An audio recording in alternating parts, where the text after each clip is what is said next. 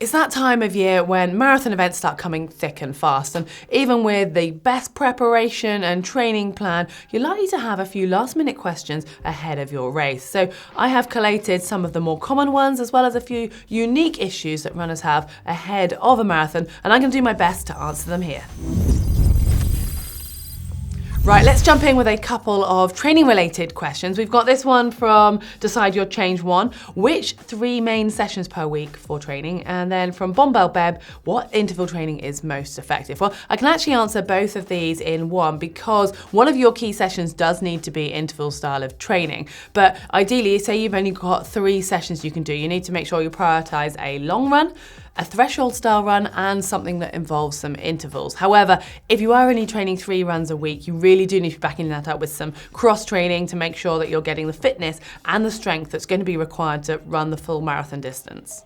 As I mentioned, the long run is one of your key runs. You need to build this up to around 18 to 20 miles a few weeks ahead of your marathon. And then you've got the threshold type of session, which is really key for building that strength and the fitness that's relative to running this distance. So an example for this could be, say, a session of 2 lots of 10 minutes running at your 5K pace with a 3-minute rest in between. And ideally you want to build that up to 3 and potentially 4 lots of 10 minutes. Alternatively, you can maybe find a local 10K race or do your park run regularly, but making that part of a slightly longer run so you've got the warm up and the warm down around that key threshold main set.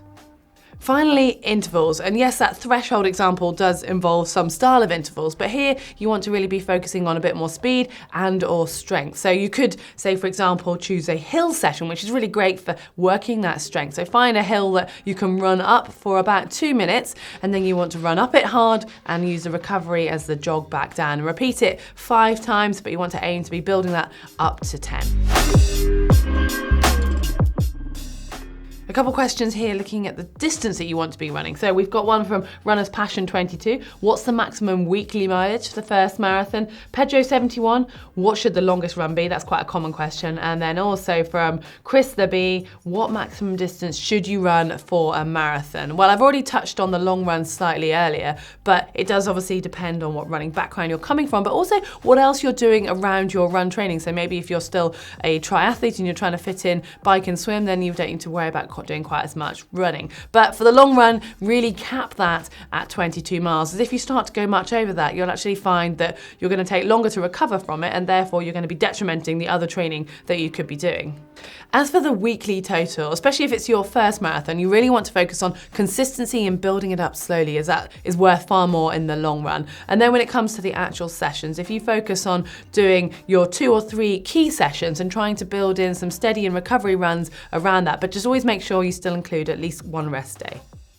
This next bunch of questions is very much related to people trying to balance triathlon with running a marathon. So we hear you guys. We've got, should I continue to swim and bike when training for a marathon, coming in from Triathlon. What's the best way to train for a marathon without missing the other parts? I think that's a really key question from Ray NVDC. And then 135_Aerosmith, with marathon goals, should you reduce your swim bike training? Well, I guess it depends on what your priority is here. And if you are wanting to solely focus on a marathon, then you can definitely use a swim and bike to complement that as your cross training. But if you're trying to run a marathon as part of still focusing on a triathlon, then it's going to be a slightly different approach. Well, ultimately, only you can answer this, and you do need to then adjust your training plan accordingly. When last year, when I was focusing on a marathon, I very much took all my focus towards running, but then I used the bike or the swim when I had a bit of a niggle for a while, so I did a bit of cycling, and then I used the swim to help me recover. So yes, 135_Aerosmith, if you do really want to get a good marathon time, I would suggest trying to drop the other 2, but using them just to help with your cross training.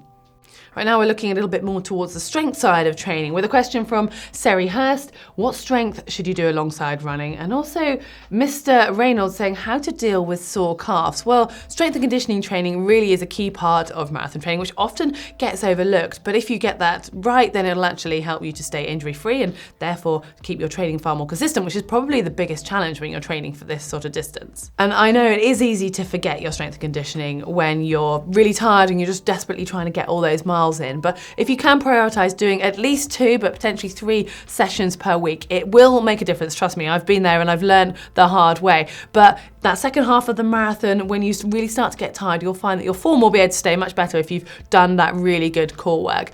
And when it comes to recovery as well, it's really important to make sure you're doing plenty of stretching and activation work before your runs, and then try to make friends with a foam roller. I know it's painful, but it's worth it in the long run. And if you can afford it and you've got the time, having a regular sports massage can really make a difference too. And finally, when it comes to sore muscles, keep an eye on your footwear, because if you are doing a lot of miles, you'll find you'll be going through your shoes. And if your shoes start to wear out, that could really be a cause of niggles and sore muscles. Common question here, which actually comes up for cycling and for running, and it's from Josh Massey, Fitness 32. Is it best to train using time or distance? And I would say it really varies, and it depends on the type of session you're doing and also where you're doing it. So say, for example, you're running off-road, or you probably don't want to run to distance because you're going to have the terrain that's changing, you'll have hills in the way, and then it could just be a bit demoralizing. Or also, if you're feeling a bit tired and you might not want to know exactly what pace you're running at, then again, run to time. But here you really need to rely on effort levels, and maybe tracking your heart rate as well as a good measure. But if, say, you're going to the track or you've got a set distance on a nice flat road and you really want to focus on some good speed work, for example, then I would in that situation use distance. Right, these next 2 questions I feel very passionate about answering, so bear with me. We've got this one from Esantix. Does marathon training before require more than 42 kilometers in training? I think you know my answer already on this one. But another one from Marav says, if ultimate goal is Ironman, do you actually need to run a full marathon before? Well, I've already talked about the long run not being more than 22 miles. So no, you do not need to run 42 kilometers or 26 miles before a marathon. It's just going to put undue stress on your body. And if you have followed a nice structured plan, then you need to have faith in that to know that your body, once you've really rested and you've had really good nutrition, that when it comes to race day, you will be able to get past that maximum distance you've done in training. But I do feel you, I know that fear, and I was there myself a few years ago when I had my first Ironman. I hadn't run a marathon before, so no, you definitely don't need to have entered a separate marathon before doing an Ironman. But the furthest I got in training was 18 miles, and I remember thinking as I got towards the end of my Ironman and I was coming up to 18 miles thinking, what's going to happen? Oh my God, can I actually still run a whole another, 8 miles? And surprisingly, yes, I did. I got past 18 miles with no problem at all. And it's just about having that faith in your coach or the training plan you're following. And even so, last year when I was training purely for a marathon, I only actually managed to do 19 miles in training, and again, didn't have a problem getting past that distance. So it's about having the faith and really not trying to push your body too much before and focusing on the rest those few weeks going into it. Onto nutrition, and I know this is very unique, but we've got a couple of questions I'm going to try and answer here. First one from Tom Doherty. Should I carry nutrition with me when I'm doing a marathon? And the next one from CJ Chesney. What's the most effective way to fuel for low cost in a marathon or an ultra? Well, the real point I want to get across here is the fact you need to practice with nutrition in your training. I'm guilty of it as well, but you can't expect your body to suddenly be ready to take on nutrition if you haven't done it beforehand. So if you're planning on using the race nutrition, check out what brands they're using, what's going to be available, and also at what points on the course. So you know that might be when you want to have your fueling. Or if you are going to carry it yourself, then again, still practice with it. And say you want to keep the money down, the cost down a little bit, then you could actually try some homemade nutrition. If you're doing an ultra, you'll be running at a slightly lower intensity, so you can digest things a bit better. You might want to experiment with some flapjacks or even something more savory like some mini potatoes with a bit of salt on, but it's very much about practice, what works for you. Sticking with nutrition, a few more specific questions here. Iron Manly, I'm doing Madrid next month. How often should I hydrate and take gels? How often should I eat a gel from CALVES? And how are people fueling? And that's asked by J Timan at 21. Well, again, I guess it goes a little bit back to my previous answer of it's very much personal, but you need to think about what intensity you're going to be running at, how fast you'll be running, which will obviously affect the time that you're going to be out there, and then also the conditions, the environment that you're in, and how your stomach can deal with certain nutrition. The key here is to make sure you're really well fueled before you start your race, and also that you're nice and hydrated, as dehydration can have a serious negative effect on your performance. So this will obviously differ if it's a really hot environment. You need to start drinking much earlier. But if you do become dehydrated, then it can have a knock-on effect on your stomach and give you issues. But also if you overhydrate or you don't drink and then suddenly take on a lot of fluid, you can have it sloshing around in your stomach, and that can cause you problems that way as well.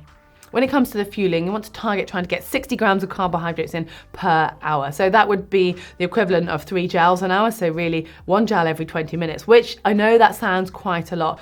Although, just to rewind a moment, remember you're going to be starting with hopefully topped up glycogen stores. So you're not going to need to start taking on this amount of fuel straight away, because in theory, your body should have enough glycogen stores to run for an hour and a half to 2 hours without any. So with that in mind, you want to just make sure you spread it out nicely and still start before that time. But if you want to keep it nice and even. Alternatively, if you don't want to take gels or solids, you can use fluids. So maybe you want to have a carbohydrate drink, but then you're going to either have to carry it with you or rely on it from drink stations, and then it's harder to measure exactly how much you've taken on board.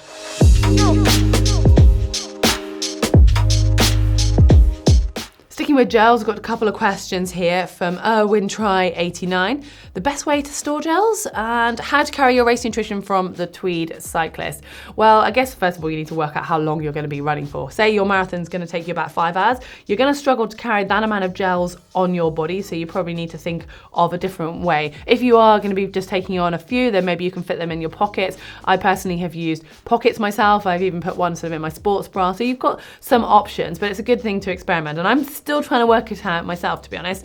Flip belt is something I've just got recently, which you can fit quite a few in. You can get other types of running belts, which you can even fit some hydration onto. But if you are doing something longer than a marathon, say an ultra, then I'd recommend maybe investing in a little mini backpack so you can have fluid that's really handy and you can measure how much you've taken on, and you can also carry much more nutrition too.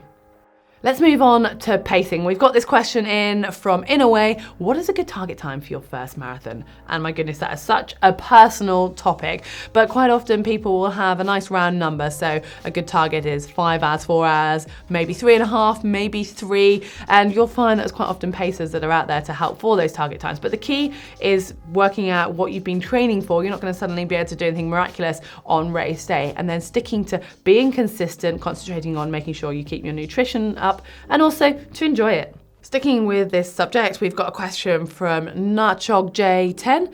How can I maintain the pace past the half? Is it best to run with a steady target all the way or go slower for the first 30k? That's from Nofa Canems. How to pace? Should I run with a pacer? WN Parry. Well, pacing really is the key to completing a marathon, and hopefully if you've managed to be consistent enough in your training, you're going to have a good idea of what your target time will be, and then as a result of that, actually what pace you need to be running at. If you've tapered well, then your legs are going to be feeling fresh, and you are actually going to have to make sure you don't get carried away at the start, because it will come back to bite you later on. So if there are paces at the marathon you're doing and there's some that are around the pace you're targeting, I would suggest running with them, because you then don't need to worry about keeping an eye on your watch. You can enjoy it, relax a little bit, and it will stop you going too fast. But aim to have a steady pace throughout, because banking on going faster at the end, that's probably not going to happen. That's when the marathon really starts to hurt. And as for getting past the halfway marker, well, it does become a mental battle. So try and find a group that you've maybe even got the same cadence as or a nice rhythm, and just focus on sticking with them, because you'll all be hurting equally. Well, now let's have a look at the mental side of running a marathon. We've got quite a few questions on this topic. First one from Amy Jean. Mantras to help you keep running, get you through the boredom. Another one here from Marine Ate That Bun. How do you stay motivated for the entire run and not get bored? Well, these questions I found slightly sort of different, because when you are running a marathon, you are not alone. So there's plenty of distractions. You're most likely to be running with thousands of other people. So there's lots of opportunities for distractions and conversations. Maybe you could find a friend to run it with you who's happy to kind of keep you supported, keep you entertained, or if not, try to find a group of runners that are going at the same pace. And you never know, you might find some that want to have a bit of a chat. I know that you're going to be working aerobically for most of it, so in theory you should be able to talk, and I normally find someone to chat to, but just be aware that not everyone wants to talk maybe as much as I do. Another trick is to actually cut it into blocks in your head. So that could be sections of 5K, or maybe you break it mentally by feed station if you know what distance they are apart. And then you could even incorporate your nutrition as a bit of a reward. So you're going to have a shot block or half a gel or something every so often. So it just gives you that little mental break. And a lot of races, it's worth noting, don't actually allow you to run with music, but you might find you do a lot of your training at home with that. So just make sure you've prepared for what's going to be on race day. So if there is none allowed, make sure you do at least some of your long runs without it, just to help you mentally prepare and sort of get in that zone of being used to sort of being alone without distraction. But if you're doing a big race, use the crowd. They're there to support you, and if you give them a little wave or a smile, you'll get quite a lot back from it. So make sure you guys all enjoy it. This next question comes from Randy Mac 87. At what point is that mental make or break in a marathon? Now, of course, it's going to vary for everyone and it might be different for you in one race to another, but I was typically told it's around the 20-mile marker and it's those last 6 miles that really hurt. So that's what I was prepared for. But last year when I did my marathon, it was at about 16 miles that I hit the wall and I was really worried. But you've just got to work through it because sometimes you can come out the other side, but if not, you know you've done the training. It might just hurt, but you will get there.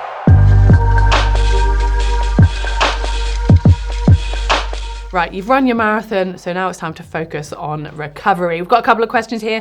Perry Mazza, can you run 2 within 2 months of each other? That's marathons they're referring to, obviously. Mohammed Scali says, how much time do you need to recover after a marathon?